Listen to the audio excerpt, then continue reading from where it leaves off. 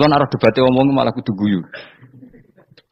Malah melok goblok, ngrungokno tok malah melok goblok. Wong debat agama kok gak ono referensi, ora ono kitabe. Amen muni menurut saya. Memangnya Anda penting dalam wali ora, ulama ora kok debat agama muni menurut. Memangnya Anda mujtahid? Kudune gak menurut kitab yang saya baca dalam mazhab Syafi'i kitabnya ini begini. Sing sitok bantah dalam mazhab Maliki kitabnya ini. Wah itu keren. Aku teko ning majelis. Debat menurut saya, emangnya Anda siapa? Nabi ndak, wali ndak, ulama ndak? Kok mau agama menurut Anda? Wis wargane ora mesti kok ape. Makanya dibiasakan pakai referensi, pakai sanad. Agama ini butuh sanad. Inna hadzal ilma dinun fanzuru amman ta'khuduna dinakum. Lihat di muqaddimah Sahih Muslim. Agama ini ilmu, ilmu ini agama. Maka lihatlah ilmu itu kamu ambil dari mana? Karena tanpa sanad ini bahaya. Bahayanya tadi, misalnya begini. Ada orang alim soleh berteman orang kafir. Atau berteman orang fasik. Atau berteman perempuan cantik. Dia alim, alim soleh, saya ulang lagi. Ada orang alim soleh berteman perempuan cantik. Atau orang fasik, atau orang kafir. Pasti di hatinya satu. Wong ayu nak dikancani wong fasik, engkau malah melakukan hal-hal yang tidak terpuji. Nak dikancani wong alim, syaratnya soleh, saya ulang lagi, dibina, dijak ngaji, diarahkan yang benar, terus dinikahkan sama orang soleh. Ternyata pertemanannya hanya proses ngantar wong ayu tadi baik dan bernikah sama orang soleh. Berteman orang kafir ya dia mengajarkan hujah-hujah argumentasi Islam, jika suatu saat berharap menjadi Islam. Tapi orang liberal melihat itu bukti bahwa agama itu bebas. Wong alim nyatane kancanan wong ayu, wong kafir, gak masalah. Itu pilihan mbahmu. Ini beda, sama-sama cara zahir kancanan orang fasik, tapi asal orang soleh itu motifnya itu beda. Saya misalnya orang kaya, ada ulama kaya, itu senengannya blonjo, sampai bojone itu marah-marah. Saking parahnya ulama ini, kebetulan keluarga saya, nilai anaknya mulai itu anaknya kon golek utangan. Padahal nilai anaknya pertama berangkat dari rumah itu bawa uang, mau ngirimi anaknya di sarang. Itu orang Jawa Timur, kiai alim. Roh bakul kacang ning bis gak mentolo ditukoni. Roh bakul mainan saake wong tuwek Pak dun ditukoni. Walhasil nduk sarangku duwe entek. Tapi gowo mainan, gowo kacang terus. Saake jare. Sama-sama belanja. Dekne niate nyebar rahmate Allah. Yo saya pernah ngalami itu meskipun di ada skala yang ekstrim itu. Saya sampai sekarang anak saya mulai TK, SD tak sangoni terus. Kadang beli jajan yang dia sama sekali gak doyan. Dulu ibunya yang marah sebelum ora dipangan kok dituku Gus. Ya masih ora dipangan bakule tetap seneng. Butuhe bakule iku payu ora kok dipangan ta ora. Tapi utek-utek medhit ngene kan pikirannya kan. Nek ora dipangan aja tuku ya sakake bakule ndonga supaya laris. Lah duit 5.000 bagi kita kan ndak penting wis bentek. Ben manfaati bakul-bakul. Karena orang kadang dikasih itu malu loh karena ndak diharga diri. Tapi kalau lewat jual beli kan seneng. Nah. Ya banyak ulama yang gitu, boros tapi niatnya menyebar roh. Asal orang soleh itu baik-baik saja. Orang soleh melete, wah duitku akeh, tenang wae. Cara zahir melete, ternyata ngenakno sing dikai ben ora perasaan. Nah misalnya wong soleh terus sopan, duitku pas-pasan tak pangan sesuk wae ora ono, sing dikai ya sungkan le dul. Maka wong soleh kudu melete ben sing dikai ora sungkan. Bareng kayak duit wong 100.000. Lah iki lanjiran duit akeh ora iso tak hitung ning omah. Ijek karungan. Lah kok karungan piye? Duit 1.000 kerja kok karung gak sak.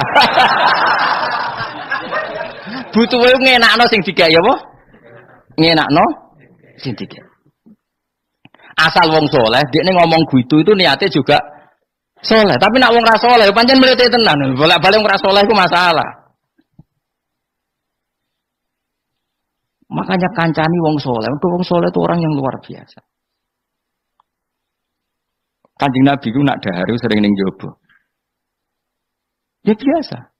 Ketok wong akeh. Karena Nabi gak ada kepentingan beliau jadi Nabi setelah Nabi Isa alaihi salam yang saking sakralnya, saking priainya malah kebablasan dianggap sebagai anak Tuhan. Maka Nabi ngetokno kemanusiaan ini. Bahkan kalau dahar itu sering di luar. Gue ngetokno nak Nabi itu dah sebagai umumnya kayak apa orang soleh. Lho kula nate lho berusaha khusyuk iku meneng. Malah nyipi kuwi elek. Mergo aku ora meneng wae wibawa, nak meneng malah buyute wibawa. Akhire wong rawani takok agama. Nak ana ora takok agama terus takok wong liya, takok rugen malah ra karu-karuan. Tapi baru kayak aku sering guyon gejlokan orang berani tanya. Baru kayak berani tanya, ilmu dikembalikan pada ahlinya. Jadi wong soleh ku ngomong terus yo barokah, saenake yo barokah, asal dekne soleh alim, barokah terus. Tapi nak wong ra soleh, goblok ya bobo meneng ben wibawa. Nak ibadah anggap wali terus akeh sing sowan, innalillahi wa inna ilaihi rajiun. Aneh-aneh wae. Modus yo jenenge wae. Lho iya, kayak kasus di Probolinggo, andai kan wong era jubah niku ora ono sing percaya. Dia dipercaya karena modus apa? Kesalehan.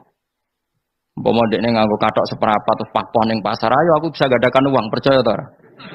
Baru kayak jubahan ibu-ibu soleh. Maka sarana kesalehan ini kalau di mata orang enggak soleh, di tangan orang enggak soleh itu bah. Makanya kata ulama, kata Imam Haromen, kena arah alim, urip biasa wae. Aja sampai kowe terlalu khusyuk terus nak ngomong dindel, padahal keliru ngomongmu iku. Mergo anti ilmu. Bener kok sampean ini bener. Ora alim wis sepeda motor ya sampai dang-dang sampai rokokan ya itu wis bener. Kowe nek bebo khusyuk malah bahaya. Dikira ahlul ilmi jebule gloyor napa. Mulane kenapa mlete tak anggap pinter ini. Menutupi apa wis pokoke terus no dhewe. Jadi itu ada aturannya. Pokoknya yang penting itu soleh alim. Makanya saya berkali-kali cerita. Saya punya sanad sampai Sufyan bin Uyainah, itu termasuk gurunya Imam Syafi'i. Ya gurunya Imam Syafi'i itu yang paling masyhur itu Muslim bin Khalid Az-Zanji ketika kecil. Beliau diajari sufi oleh Sufyan bin Uyainah. Kemudian ngaji hadis sama Imam Malik. Cuma di Indonesia yang terkenal beliau hanya muridnya siapa? Imam Malik. Sebenarnya dia ngaji lama itu malah sama Sufyan bin Uyainah. Sufyan bin Uyainah ini yang punya riwayat bahwa Nabi Isa dan Nabi Yahya pernah bertemu. Ketika bertemu di satu kampung, sing Nabi Isa tanya, "Aina sirarun nas?" Lalu rumahnya orang-orang fasik di mana? Sing Nabi Yahya selalu tanya, "Aina khiyarun nas?" Lalu rumahnya orang-orang baik di mana? Ini sama-sama Nabi dan sama-sama muda. Kita tahu Nabi Isa juga wa atainaul hukma napa? Sobia. Nabi Yahya ya Yahya khudil kitaba biquwwah wa atainaul hukma sobia. Nabi Yahya juga mulai cilik alim, Nabi Isa juga mulai cilik alim, wa yukallimun nasa fil mahdi wa kahla. Ini sama-sama orang alim mulai kecil, hanya dua itu, Yahya dan siapa? Isa. Itu sezaman. Saya ulang lagi, sezaman. Sama-sama anaknya orang keren, Yahya bin Zakaria, anaknya Nabi. Isa bin Maryam adalah wali besar nasabnya. Akhirnya Nabi Isa yang mulai tanya, "Limada tas'al aina khiyarun nas?" Kenapa kamu tanya rumahnya orang-orang baik di mana? Kata Nabi Yahya, kumpul orang soleh itu enak, nyaman. Ya kan nyaman kan kumpul orang soleh, tidak ada narkoba, tidak ada kegaduhan, tidak ada berisik. Terus gantian Nabi Yahya tanya, "Lima datas al aina sirarunas?" Lalu kenapa Anda tanya di mana rumahnya orang-orang buruk?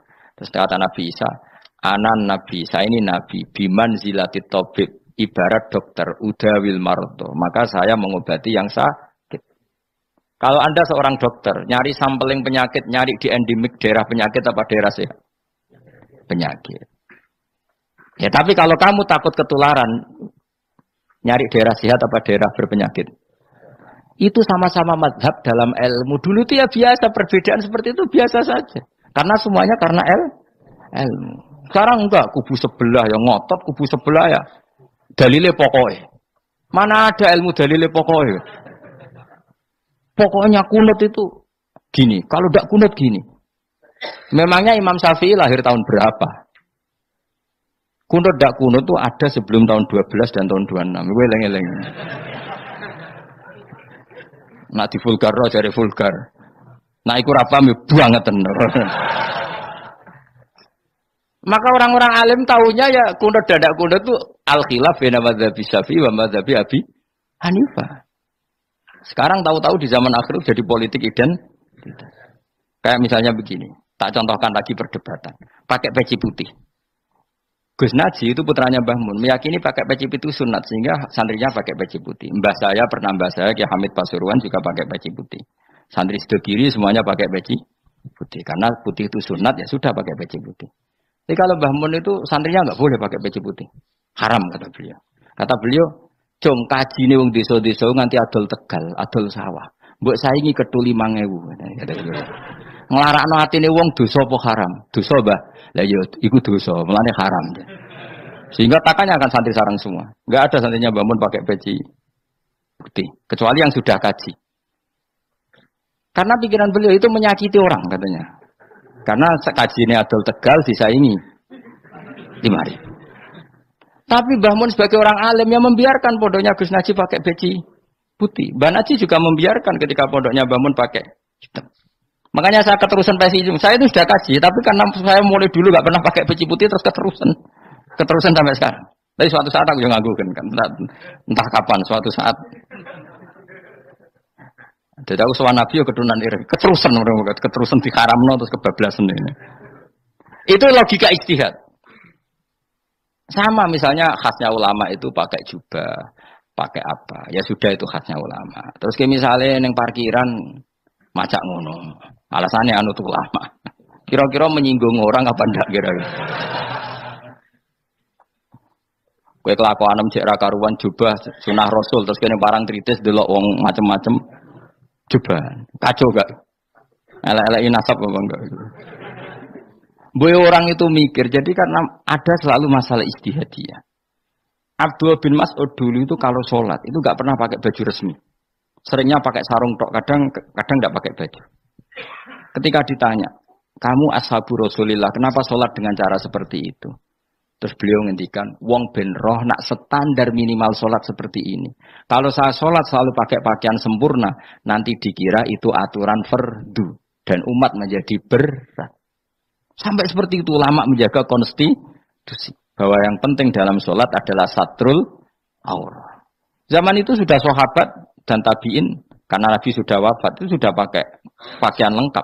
Tapi Abdul bin Mas'ud tiap sholat di masjid dia menunjukkan pakaian paling tidak lengkap.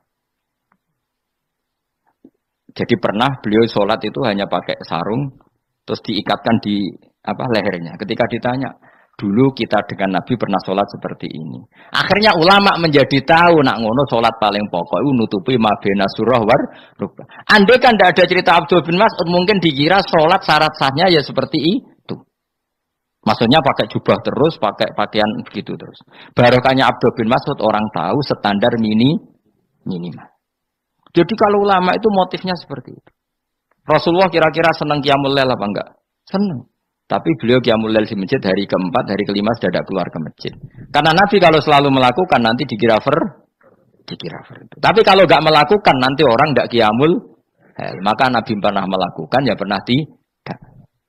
Ya sudah itu konstitusi dalam tradisi ulama. Jelas ya. Saya sholat di pondok saya sendiri sering jadi makmum. Karena semua kiai sudah jadi imam. Nanti dikira syarat sahnya imam itu kiai. Repot. Makanya saya tunjukkan kiai juga boleh jadi makmum. Andai kan semua kiai jadi makmum, saya nanti jadi imam. Ya semua ulama mulai dulu tradisinya gitu. Karena yang dikatakan fardu kifayah itu kalau sudah ada yang melakukan, yang lain tidak usah. Biar seimbang. Sekarang enggak ada geruduk kabeh. Makanya terus kacau. Coba sekarang misalnya gini. Andai kan semua orang melakukan kebenaran kesunatan, yaitu misalnya semuanya ambisi itikaf di masjid.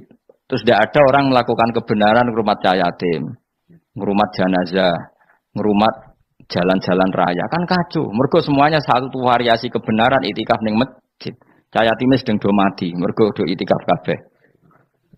Tapi baru kayak ono sing itikaf ning perapatan, nek ono wong tiba iso nulung, nek ono wong kesasar iso tako.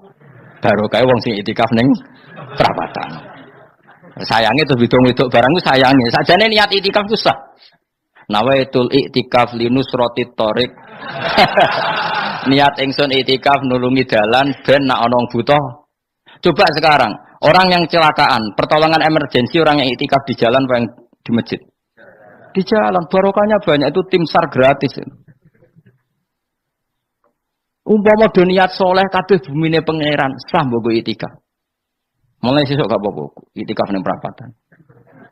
Tapi buktikan kamu tidak berbuat macam atau tulisi relawan orang tersesat. Jadi ajane kebaikan itu ada di mana-mana. Makanya Nabi menyatakan kebaikan orang itikaf ya dikatakan Nabi baik. Orang yang jalan-jalan kemudian ada duri disingkirkan juga disifati Nabi orang baik. Orang yang rumah yatim disifati Nabi orang. Bahkan orang yang hubungan intim dengan istrinya sama Nabi ya disifati orang baik. Sampai sahabat tanya, masa urusan gitu dapat pahala ya Rasulullah? Loh iya, andekan itu sama orang lain kan malah dosa. Berhubung sama istrinya maka dapat pahala. Kayak apa Nabi ngitung kebaikan sekian banyaknya. Tahu-tahu di zaman akhir kubunya saja yang baik. Ini apa-apaan? Ini kuano iskal deh. Yo mareni yo tobat tuh. Kebaikan adalah sesuatu yang dikatakan Allah baik di kubu kita maupun di kubu sebelah. Mau kubu sebelah ya apa saja. Baik di partai kita maupun di partai sebelah. Maupun di ormas kita maupun ormas sebelah. Karena semua kebaikan otoritasnya di Allah Subhanahu. Ada nabi yang senangane ngurus wong fasik, Nabi Isa. Karena berpikiran nabi itu tabib, ya tabib itu yudawil mar untuk mengobati yang sah. Ada nabi kayak Nabi Yahya. Karena kalau orang kayak kamu tak suruh ngobati orang fasik, kira-kira katut tak sing fasik tobat. Cara rohin tak cul ngobati wong wayu, kira-kira sing katut sapa? Sing ayu dadi ngaji apa sing ngaji dadi ya ukur dhewe, nak ora kuat niru Nabi Yahya, nak kuat niru Nabi Isa. Tapi kowe ora nabi masalah. Ya sudah, yang penting roh ilmunya. Bahwa dulu itu biasa. Paham ya? Makanya Sayyidina Abu Bakar jadi wali karena akhlaknya baik. Tapi akhlak baik itu tidak cukup untuk melindungi Rasulullah. Karena ketika Nabi diteror, Abu Bakar tidak bisa berbuat banyak. Sehingga ketika Abu Bakar sudah Islam, Nabi itu masih sembunyi. Sampai ketika lihat Umar gelut di pasar Uqad, dia petarung yang menangan, Nabi berdoa, Allahumma aizal Islam bi Umar. Semoga orang seperti ini itu masuk Islam. Karena ini rapati butuh sopan, ini butuh petarung. Tenan, Umar masuk Islam. Masuk Islam hari pertama sudah Abu Jahal ditotok rumahnya. Kamu lo ganggu Rasulullah Muhammad tak bunuh kamu. Semua orang diparani. Akhirnya bersamaan dengan itu ada khitab fasda bima tu'mar. Akhirnya Nabi berani dakwah secara ala niatan. Barokahnya mantan preman. Jadi kebutuhan Islam banyak. Butuh orang sopan, butuh petarung, butuh macam-macam. Butuh wong lomo, butuh wong fikih sabar itu sakit, rasa ditambahin. Karena jumlahnya sudah overload yang fikir itu rasa di produk sudah masif lah, sudah. Jadi orang kok kalau gede mau fikir, maksudnya jumlahnya sudah banyak. Jadi itu kayak apa kearifan Rasulullah? Makanya Abu Bakar pertama jadi khalifah. Ketika beliau mau wafat, itu nunjuk Umar jadi khalifah coba. Padahal beliau wataknya lemah tapi menunjuk orang yang sangat kasar, yaitu Sayyidina, karena beliau insaf, tidak semua kebaikan terwakili oleh orang berakhlak. Kadang kebaikan terwakili orang yang tegas, kayak Sayyidina. Kayak apa insafnya para sahabat? Iya toh, kalau di internal akhlak itu baik, tapi kalau di eksternal ngadepi orang nakal, yang baik itu orang tegas.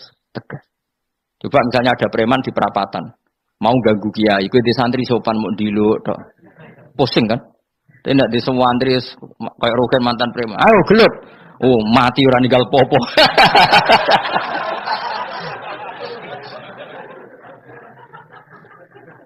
Itu kan keren, apa? Keren. Makanya Abu Bakar ketika, lu ya, sampean tahu kan hadisnya Umar. Setiap ada orang munafik macam-macam pamitnya sama Nabi, dani adrib pun izini Nabi tak biar coy. Ya setiap hari kegiatannya gitu terus. Tapi dulu orang itu insaf, Abu Bakar insaf, kelebihannya Umar di situ. Umar insaf, kelebihannya Abu Bakar di. Maka ketika kandidat khalifah, Umar mengangkat Abu Bakar jadi khalifah dan disetujui semua sahabat. Ketika Abu Bakar mau wafat menunjuk Umar dan disetujui semua sahabat. Orang kok Abu Bakar pepe wong alus, golek sing sejenis aku ndak. Karena dulu semua orang itu pakai insaf, pakai kesadaran sing super tinggi, tidak nuruti nafsu. Loh saya andekan ada orang alim sekelas saya kok mau ganti tafsir Jalalain, ganti Gus Fikih yang mendesak fikih. Terus dia alim enggak masalah ya. Salah dia alim keramat. Wah dia ngerti dalam mahfud tak setingkat aku. Nararo berarti hok. Karena dulu itu begitu, ulama dulu itu seperti itu. Biasa. Sekarang itu enggak. Orang itu kalau enggak kelompoknya enggak mesti salah. Abu Bakar itu Raqiqul qalbi. Raqiqul hawashi. Riqqatul qalbi. Tapi beliau justru menunjuk Sayyidina Umar karena dia tahu Islam itu musuhnya banyak, butuh orang tegas. Umar juga tahu bahwa di internal Islam itu butuh riqqatul qalbi sehingga beliau hormat sama Abu Bakar. Tak pimpin aku, wah, bubar kabeh. Tapi dari Abu Bakar, ning jobo aku tok wong mlete nek ora ono Umar. Sehingga dua beliau saling melengkapi dan itu luar biasa. Nah khilafnya ulama kira-kira seperti itu. Yang peci putih ya silahkan gue iling-ilingan, nak putih itu sunnat. Tapi sing ireng, piye kaji desa itu disaingi kedua 5.000 gak terima aja. Yakin ya bos. Nah saya ini mulai kecil di sarang. Tapi mertua saya itu keluarga Pasuruan. Jadi saya ya, lucunya saya kalau ngajar di Pasuruan pakai peci hitam. Sebagian santri separuh pakai peci hitam menghormati saya. Sebagian pakai putih menghormati kiainya. Jadi jadi saya lihat ini ya sepanjang sejarah kalau saya ngajar itu jadi warna-warni itu karena saya kaget tuh kok banyak yang pakai peci hitam. Menghormati jenengan ke. Yang putih masih banyak separuhan.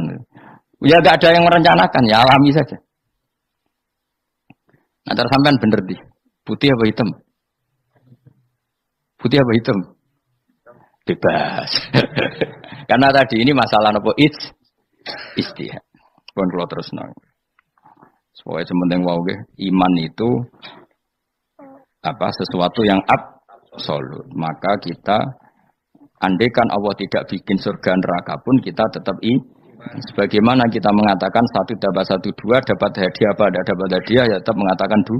1 tambah 1 pasti 2. Subhanalladzi mawsudi dzat khalaqa kang gawe sapa ladi ala azwaja ing pira-pira pasangan ari asnafa tegese pira-pira pasangan kullah sakabehane asnaf. Tak Allah gawe mimma sing perkara tumbi tukang nukulno. Nukulno apa bahasa Indonesia? Menumbuhkan apa al-ardi bumi minal hububi sanging pira-pira bebijian wa ghairi halan yani hubub. Wa min anfusihim lan Allah gawe jenis sejodohan iku sangka awak dhewe ne wong akeh.